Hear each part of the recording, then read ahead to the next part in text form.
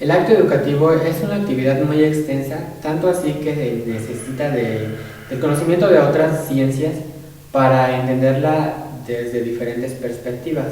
Es muy importante saber cuáles son los aportes de cada una de ellas acerca de esta actividad y que también cómo es que apoyan a la educación, a esta actividad, para poder implantar un correcto aprendizaje en la persona. Vamos a empezar por analizar la filosofía de la educación. Sabemos bien que esta se deriva o es una rama de la filosofía. Su propósito de esta disciplina es estudiar, según Fuller, el qué de la educación y el para qué de la educación. En otros términos, podemos decir qué se educa y para qué se educa. Según esta disciplina, parte de los problemas educativos, es decir, analiza los problemas educativos que se están dando en el momento para poder buscar una solución a estos. Emplea metodologías filosóficas para poder comprender desde una manera científica el problema o situación que se presente. Su principal objetivo es elaborar un cuerpo de doctrinas que facilita a los profesionales de la educación comprender el sentido de este acto. Es muy importante, esta genera líneas de discusiones acerca del acto educativo, de cómo llevarlo a cabo, de cómo enseñar al alumno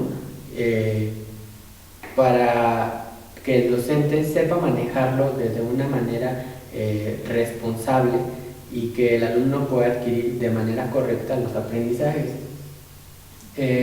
Su estudio pues también engloba a los diferentes actores que se encuentran ahí. Ya como bien lo mencionábamos, puede ser los alumnos, el docente, el contexto y donde se desenvuelve dicha institución. También,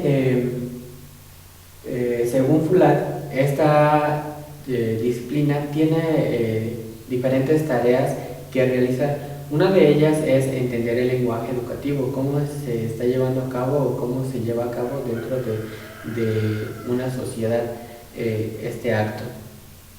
El otro es indicar el sentido general del proceso educativo, de qué está conformado la educación para poder llevarla a cabo en las diferentes instituciones. También muestra la estructura educable del hombre, cómo o cuál es la forma correcta en que se debe enseñar al alumno. Por último tenemos que explica a través de la teología las diversas pedagogías. A través de la teología se va a encargar de analizar las diferentes pedagogías que se van elaborando con el transcurso del tiempo. Sabemos bien que la educación, al igual que el ser humano, va evolucionando y como va evolucionando se va encontrando con nuevos problemas y que estos problemas pues requieren de una atención y para ello hay muchos autores que se han encargado de estudiar y de implementar nuevas formas de enseñanza. Entre ellas podemos encontrar diferentes escuelas como la escuela activa, la escuela romántica, que pues se basan de sus contextos en el que se desenvuelven, en el análisis que hacen y a partir de ahí generan esa escuela para poder implantar un aprendizaje en los alumnos. Entonces la filosofía de la educación se va a encargar qué tan viable es poner en práctica dichas pedagogías. Por otro lado tenemos la psicología educativa y la psicología educativa es muy importante dentro del ámbito educativo ya que aporta diferentes ideas para poder llevar a cabo el proceso de enseñanza-aprendizaje. Nos dicen que su finalidad de esta disciplina es estudiar las formas en que se lleva a cabo el aprendizaje en el humano y en los diferentes centros educativos. Analiza desde una perspectiva psicológica cómo es que el alumno procesa dicha información y elabora ciertos mapas mentales en la memoria. Y analiza los modos en que aprende y enseña el ser humano para aumentar la efectividad de las distintas intervenciones. Cómo es que el docente enseña y cómo es que el alumno está aprendiendo dichos contenidos. Para eso también explica diferentes ideas de diferentes actividades de intervenciones para poder atender a las necesidades de los diferentes alumnos que se tengan en un grupo. También aplica los principios y leyes de la psicología social en las instituciones y organizaciones educativas. ¿Por qué? Porque analiza desde una perspectiva psicológica, analiza cuál es la influencia que tiene la sociedad dentro de la educación o dentro de un grupo educativo. Investiga los mejores métodos y planes de estudio para mejorar el modelo educativo y la gestión de los centros. Como podemos ver, tiene una gran influencia dentro de planes y programas para poder atender a las necesidades que presenten los alumnos o el ser humano, pero también las diferentes instituciones que se desenvuelven. Analiza las características que influyen en el aprendizaje durante las distintas etapas del desarrollo humano. Como bien sabemos, el ser humano pasa por diversas etapas en el transcurso de su vida, desde la niñez hasta la adultez. Y cada una de estas etapas se adquieren de una forma diferente. El aprendizaje, por ejemplo, no es lo mismo enseñarle un niño que a un adulto o que un adulto a un niño. Entonces, desde esta actividad, la psicología educativa se encarga de ver cómo se le debe enseñar a un niño pequeño, cómo se le debe enseñar a un adulto. Y dentro de ella se generan ciertas teorías del aprendizaje. Por ejemplo, tenemos a Piaget con la teoría del aprendizaje, en el que estipula que cada persona, de acuerdo a esa edad, tiene una capacidad cognitiva. Entonces, en la medida de que el ser humano va desarrollándose, también va desarrollando la parte intelectual del pensamiento, en el que va almacenando todo ese conocimiento. Y entonces, por eso tiene mucha relación con lo que mencionábamos en un momento, que no es lo mismo enseñarle a un pequeño un contenido y al adulto enseñarle lo mismo, es de una forma diferente. También tenemos a Levi-Vygotsky con la teoría sociocultural, donde nos explica cómo es que tiene que ver la sociedad y la cultura dentro de la actividad educativa. Asimismo, Albert Bandura, la teoría social, donde dice que analizó la íntima relación entre las variables contextuales y sociales con los procesos de aprendizaje. ¿Qué tiene que ver la sociedad con los procesos de aprendizaje de cada persona? Por otro lado, también tenemos la sociología de la educación. La sociología de la educación también es una rama de la sociología que se encarga de estudiar la influencia del entorno social en los medios educativos y la función social de la educación. ¿Cuáles son las ventajas y desventajas que tiene la sociedad dentro del acto educativo? Sabemos bien que por una parte beneficia, pero por otra parte también afecta. Por ejemplo, mucho se deriva de los problemas sociales que hay, el alcoholismo, la drogadicción, y que esas influyen dentro del acto educativo. Si nos encontramos con un alumno que toma alcohol, que se droga o que presenta síntomas de violencia familiar, estos problemas van a afectar su aprendizaje, y entonces la sociología de la educación estudia esta parte, pero esta va entrelazada igual con la sociología de la educación, con la psicología de la educación. ¿Por qué? Porque ambas se van a unir para poder hacer una serie de actividades para intervenir acerca de esos problemas que se susciten dentro del acto educativo.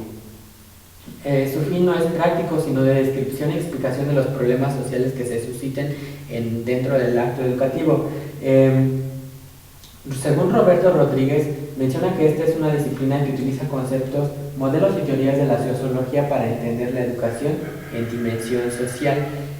Como podemos ver, la educación pues se da dentro de una educación y dentro de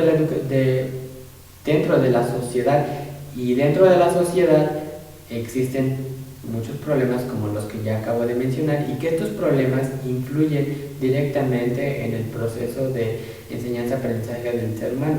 Por eso es que estas se juntan para poder buscar soluciones, poder buscar la raíz de ese problema, para poder buscar una solución adecuada y permitir al alumno que adquiera buenos aprendizajes. Como podemos dar cuenta, esas tres ciencias son muy importantes dentro del acto educativo. Me puedo dar cuenta en la práctica educativa que realicé hace unos días, el docente en cierta medida conoce la parte o la estructura que debe, o la forma en cómo se debe enseñar al alumno, los contenidos que se le deben enseñar en el transcurso de una jornada.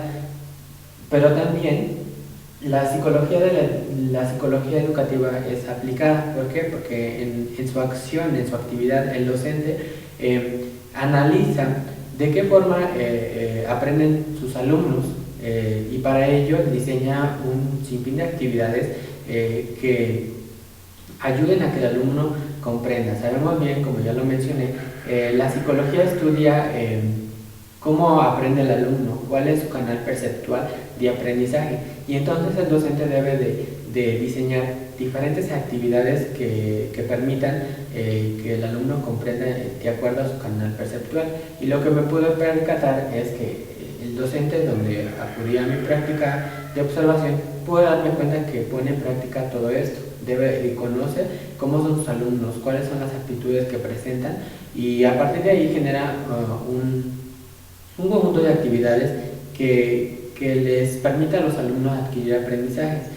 También utiliza diferentes técnicas para propiciar el interés, para propiciar que el alumno no esté todo el día sentado, no esté todo el día leyendo, sino que analice, que lleve la práctica, que salgan del salón, que les permita a distraerse un momento de todo el análisis que están haciendo durante el transcurso del día. Entonces me doy cuenta que esto pues se lleva a cabo en el acto educativo o dentro de algún salón. Asimismo, me platicaba el docente que cuando hace su jornada escolar pues lleva a cabo lo que es el análisis del contexto en el que se desenvuelve, porque mencionaba que muchos problemas se derivan de la sociedad. Si hay papás que no saben leer, hay papás que no tienen el interés por saber cómo van sus hijos en la escuela, entonces esos son problemas también que influyen dentro del acto educativo. ¿Por qué? Porque a raíz de que el docente deja tareas para reforzar algún tema que se vio en clase, y los papás no saben leer o no le toman el interés de la educación de su hijo, pues es obvio que el niño no va a potenciar más aprendizaje, sino que se va a quedar ahí. Entonces, a raíz del contexto, como podemos darnos cuenta, del contexto tiene que ver mucho dentro del acto educativo, y que influye mucho en el proceso de aprendizaje del alumno.